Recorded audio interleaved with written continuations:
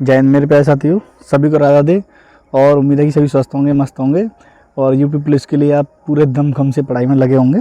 तो देखिए साथियों, यूपी पुलिस की भर्ती के बारे में मैंने पहले बताया था कि कुछ जो पुरानी भर्तियाँ उनको कोई जांच वगैरह चल रही है, शायद उसकी वजह से ये थोड़ा लेट हो रहा है। और कुछ ये भी सुनना है कि जैसे जो ये पेंडिंग चल रही है ना कॉन्ट्रैक्ट वगैरह आगे कि कॉन्ट्रैक्ट क्या है क्या नहीं है, तो अभी उस बारे में भी देखिए क्लियर हो जाएगा। तो लेकिन आप ये श्योर मान के चलिए कि वैकेंसी आनी ही आनी है, ठीक है ना, और चुनाव से पहले आनी है, ये भी बात मान लेना। तो इस वजह से आप अपनी पूरी तैयारी में लगे रहें, ये ना सोचें कि भर्ती आनी है कि नहीं आएगी, आएगी या नहीं आएगी, तो ऐसा बिल्कुल ना सोचें। अगर सिलेक्शन लेना है तो आप टारगेट बना के चलो ही चलो, ये समझ लेना, और आपको सक्सेस होना ही होना है।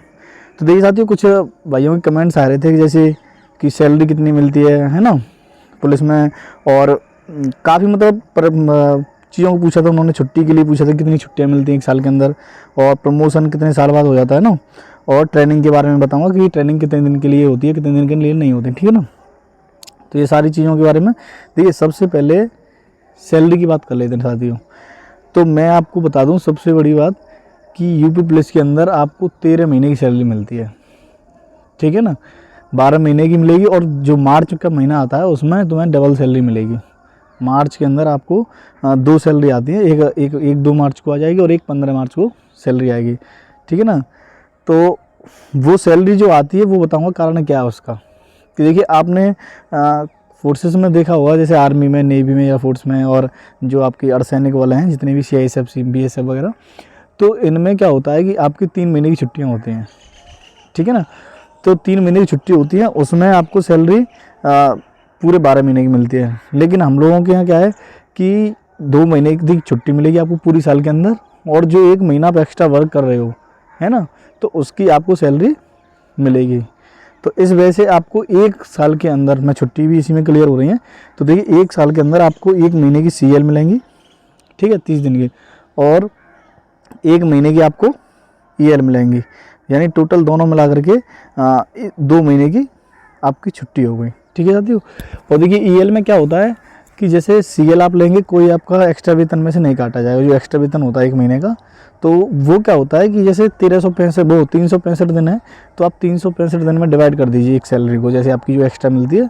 तो जब आप EL जाओगे, EL छुट्टी जाओगे आप, तो उसमें क्या होता है कि जितने दिन की आप छुट्टी जाओगे उतने दिन का वेतन आपको कम मिलेगा मार्च के महीने में जा करके, ठीक है। जो एक्स्ट्रा वेतन है वो वाला, ये नहीं कि आप मान लीजिए आज से मान लीजिए 1 महीने की आप छुट्टी गई, तो उस महीने की सैलरी आप सोचोगे उसकी नहीं मिलेगी, उसकी तो मिलेगी, लेकिन जो पर डे आपको जो एक्स्ट्रा मिलता है, जैसे एक जो महीने की सैलरी मिलनी है वो 365 दिन में डिवाइड हो जाती है, जैसे 500 या 200 जितने भी आएंगे मत में एक दिन में, तो वो जितने दिन आप EL जाओगे उतने दिन की वो कम मिलेगी एक्स्ट्रा वेतन में, जो एक्स्ट्रा वेतन मिलता है आपको मार्च में, ठीक है साथियों। तो ये छुट्टी का क्लियर हो गया।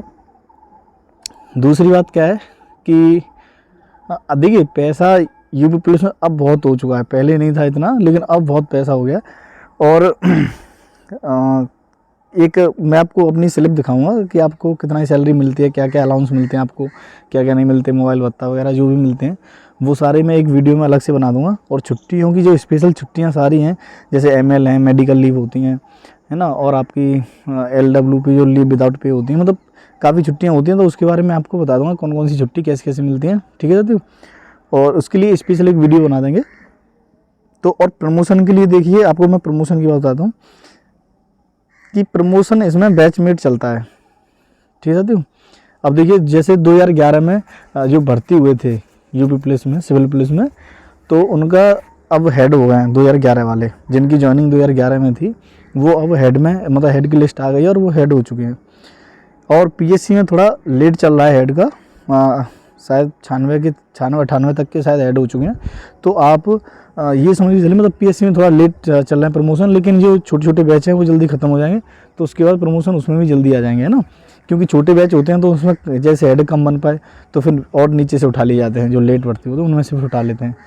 और सबसे मेन रोल इसमें रहता है करेक्टर रोल का, आपको पता होगी, जो आपका CR होता है, तो उसको आप सही रखोगे तो उसमें उसका भी उसमें काउंट होता है कि आपने क्या क्या अच्छे काम किए हैं, वो काम किए हैं।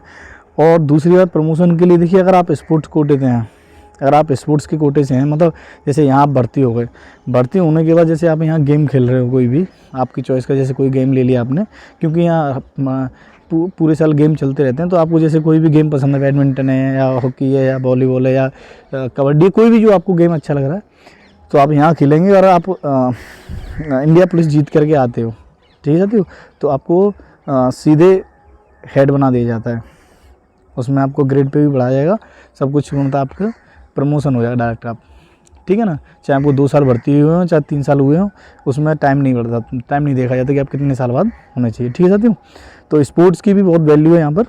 तो अगर आप स्पोर्ट्स को जैसे वहाँ से भर्ती हो गए, आप चाह रहे हो कि स्पोर्ट्स खेलना, तो आप स्पोर्ट्स के लिए भी, स्पोर्ट्स वाले जो रहते हैं उनके लिए बहुत अच्छा मौका रहता है, ठीक है साथियों। दूसरी बात देखिए, ट्रेनिंग की मैं आपको बता देता हूँ कि जैसे आपकी मेडिकल होने के बाद जब ज्वाइनिंग लेटर आ जाता है आपका, तो आप जब यहाँ आकर के ज्वाइन करेंगे, तो जिस दिन से आप ज्वाइन करेंगे उसको बोला जाता है JTC। तो आपकी 1 महीने की JTC चलती है। तो JTC में क्या होता है कि आपकी जैसे ड्रेसेस वगैरह हैं वो सिलवाई जाती हैं, आपकी जो माप जैसे माप दी जाती है क्या है, और आपको जैसे PT ड्रेस वगैरह, मतलब सारी चीज़ें वहाँ पर धीरे धीरे आपकी अवेलेबल कराई जाती हैं, और आपको आपकी जो टोली वाइज आपको बांटा जाता है कि हाँ ये लोग इतने इतने उसमें रहेंगे। फिर उसके बाद आपकी RTC के लिए सेंटर बनते हैं, जैसे आपने JTC कहीं भी 1 महीने के लिए की, फिर उसके बाद आपके RTC के सेंटर बनेंगे, जहाँ 6 महीने की आपकी ट्रेनिंग प्रॉपर वाली होनी है। तो JTC में ये सारी चीज़ें कराई जाती हैं। आपके जैसे कोई डॉक्यूमेंट्स कम रह गए, जैसे बैंक के अकाउंट नंबर हैं वो हैं, ये सारे आपके JTC के अंदर ही आपके लगवा लिए जाते हैं। जैसे सैलरी अकाउंट क्या रहेगा आपका, है ना, तो आप वहाँ पर अपना अकाउंट नंबर और वो सारी चीज़ें वहाँ पर अवेलेबल कराओगे। तो ट्रेनिंग में ये मान के चलो आप 1 महीना तो JTC में लग जाता है, और थोड़ा बहुत रनिंग वनिंग भी कराते हैं उसमें, JTC में रनिंग वनिंग करा लेंगे, PT करा लेते हैं। लेकिन जो प्रॉपर ट्रेनिंग जो शुरू होगी, जो पीरियड वाइज सब कुछ होता है उसमें, कि आपका फर्स्ट सेकंड जैसे, तो वो जो 6 महीने की चलेगी वो उसे कहते हैं RTC। जब RTC आप जैसे 1 महीने की JTC करने के बाद जब RTC सेंटर जाओगे, वहाँ RTC करोगे 6 महीने की या 7 महीने की, जैसे कभी कभी बढ़ भी जाती है, कोई बीच में जैसे कोई वो पड़ रहा है तो उसको बढ़ा देते हैं 10-15 दिन के लिए। ऐसी कोई फिक्स नहीं है कि आपको बिल्कुल 6 महीने में निकाल दिया जाएगा, ठीक है।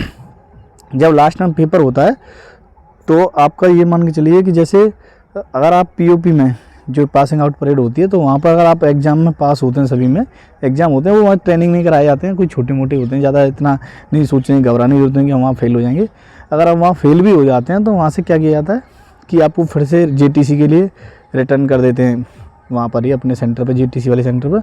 फिर वहाँ से आप 1 महीने के लिए दोबारा ट्रेनिंग जाओगे, फिर वहाँ पर जो जिस सब्जेक्ट में आप फेल हुए हो, फिर वहाँ आपको कराया जाएगा। जैसे सीतापुर सेंटर भेजते हैं अधिकतर, तो वहाँ वो एग्ज़ाम दोगे दोबारा से, कुछ दिन करा कर थोड़ा बहुत इधर उधर से करवा देते हैं वो, उसके बाद आप पास हो जाओगे और आप एक कांस्टेबल बन जाओगे, ठीक है। कांस्टेबल प्रॉपर आप तभी बनते हो जब आपकी POP हो जाती है, ठीक है साथियों। और देखिए, छुट्टियों की जितनी भी हैं पूरी डिटेल्स मैं आपको एक वीडियो में दूंगा, और जो सैलरी वाले हैं मैं आपकी सैलरी स्लिप वगैरह जो जितनी भी उसमें सारी डिटेल है मैं आपको पूरी इसमें बता दूंगा, ठीक है साथियों। और आपको कोई क्वेरी हो तो आप मुझे कॉल करके पूछ सकते हो। कल एक भाई का भी फ़ोन आया था, वो पूछ रहे थे उनका कोई केस वेस का था, तो उनका होगा कि नहीं होगा, तो मैंने उनको उनका सॉल्यूशन बता दिया था क्या क्या होना है। तो अगर आपको कैसी परेशानी आती है तो आप कॉल करके पूछ सकते हो, या कमेंट बॉक्स में आप पूछ सकते हो, तो मैं आपको रिप्लाई ज़रूर करूँगा, ठीक है साथियों।